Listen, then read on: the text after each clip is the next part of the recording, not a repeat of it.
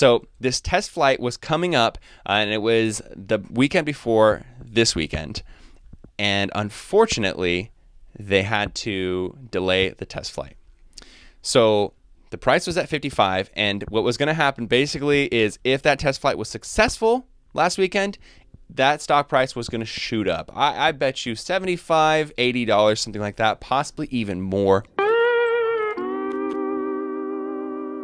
It's one of the biggest ones in my portfolio. What's going on, guys? Welcome back to the channel. This is actually an emergency video. It's a reason that I'm emergency wiring money over into my stockbroker so that I can buy as much of a certain stock as possible. Over the last couple of weeks, basically it was at somewhere around $55, and we had this very important test flight date where it was basically going to make or break the stock. What I'm telling you is that, in my opinion, none of this investment advice, this is just a buy the effing dip situation, right? It's funny how stupidity and greed always seem to go together. You don't hear a whole lot about wisdom and greed working hand in hand. You don't hear about, dispassionate, detached, philosophical people being overwhelmed by greed. Buy things when people are scared. Buy when there's blood in the streets. Don't buy when everyone's FOMOing it. Don't buy when it seems like a sure thing because it's already gone up 20 times or whatever. This is just a buy the effing dip situation. I know what you're thinking.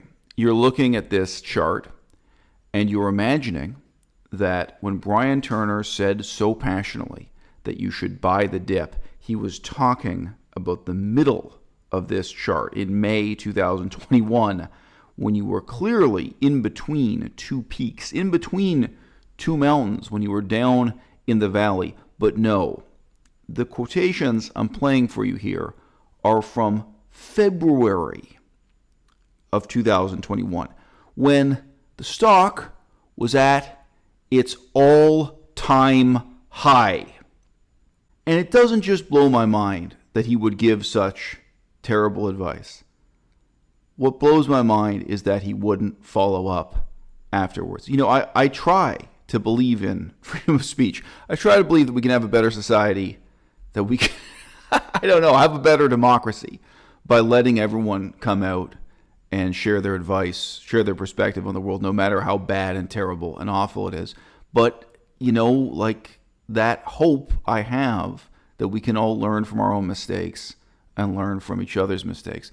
It relies on people like this being honest in a way that they never are. Brian, if you really did what you said you did, if you really went out and sold all your worldly possessions to invest everything you had in this so-called great opportunity, where are your videos now, full of remorse, full of reflection, full of analysis as to just how tragically wrong you really were?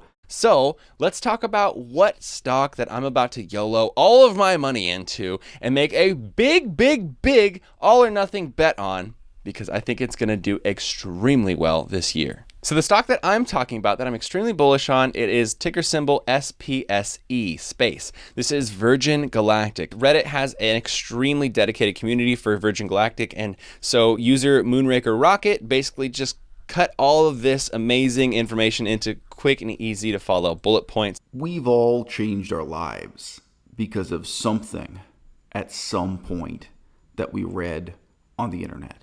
Quite possibly there are people in this audience right now who changed their lives because of something they read in a Reddit forum from an anonymous user. Some of you became vegan because of something you read on the internet. Some of you became atheists. You quit the Mormon church because of something you read on the internet. I can't heap too much scorn on this side of human nature. And even if what you're reading on the internet is bad and evil and wrong, it could lead to you in some way improving your life. Back when I was a member of the Buddhist faith, I was meeting people face to face who had converted to Buddhism because of what they'd read on the internet, sometimes just short quotations in Reddit forums. These days it'll be quotations from the Buddha on Instagram. And I was one of the people saying, hey, look, you really shouldn't have anything to do with this religion if you haven't actually read the philosophy of the Buddha, and if you haven't really read something anthropological and political about the reality about what's going on in Thailand, Laos, Cambodia. But enough about me. I looked up Moonraker Rocket. User Moonraker Rocket basically just cut all of this amazing information into quick and easy to follow bullet points. The man who apparently inspired or justified this enthusiasm from Brian Turner for this stock. And here he is answering a answering a painfully honest plea on Reddit. Someone says, "Another day, another 52-week low. When does the pain end?" And you can see here, I don't know if I can call this his rationalization, but he's saying buckle up, as if to say, don't worry, the stock is still going to take off, still going to go to the moon, 5x, 10x. And someone replies to him, how long have you been telling yourself that, mate? The fact that the test flight that was going to happen last weekend is now pushed towards May. And May seems a long time away, and that's why we've seen this stock sell off. When that flight happens and it's successful, the price is going to moon. Not only after that test flight is successful, after that, Richard Branson will be on the very first public flight, and that is going to build huge hype. That is when they're going to start releasing the ability to purchase more tickets, which then is going to make their next quarterly earnings statement much, much, much higher, which is then also going to drive the price up. How would you feel if it were you? How would you feel if you were Brian Turner? And how would you feel if you were Moonraker Rocket? I know what it was like to be in the Buddhist faith, and I know what it was like to get out of the Buddhist faith. And I have no regrets, because I was a person of integrity at every stage, because my religion was never built on a lie, and I was never lying to other people for the sake of my religion. I honestly, my price target for this stock is at least $100 by the end of this year.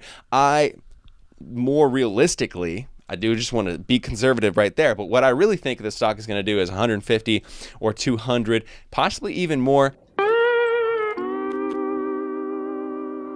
At the time of filming this video, the price of the stock is $20.11 with a market cap of $4.77 billion.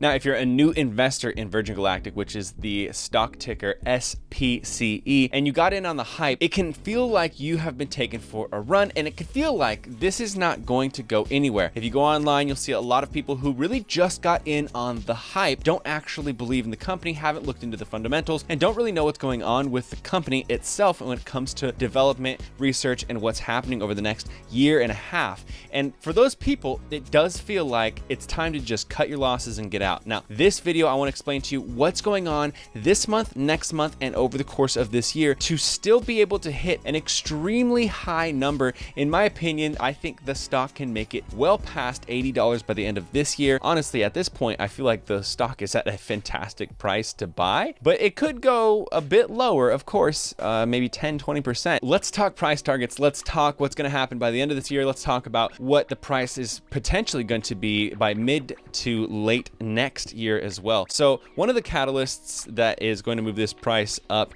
is that Cathie Wood, which is like a legendary investor, everybody's following her ARK funds. She has ARK-X, which is the Space Exploration and Innovation Fund, and announced that Space, SPCE, Virgin Galactic, will be a part of that ETF.